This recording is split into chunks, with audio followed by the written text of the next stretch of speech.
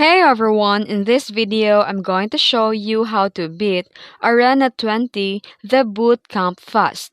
Let's get started. So the deck you want to use is the Lumberjack inspired Balloon Push deck, which are the Balloon, Lumberjack, Electro Dragon, Firecracker, Inferno Dragon, Bats, Barbarian Barrel, and Freeze.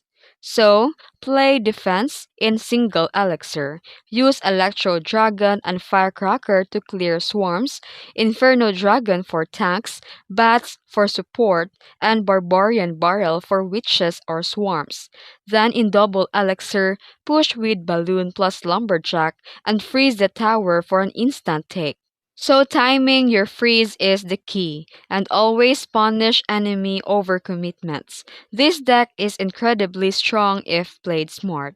Try this deck to dominate Arena 20. And that's it. If this video helped you, don't forget to like and subscribe for more tutorials. Thanks for watching.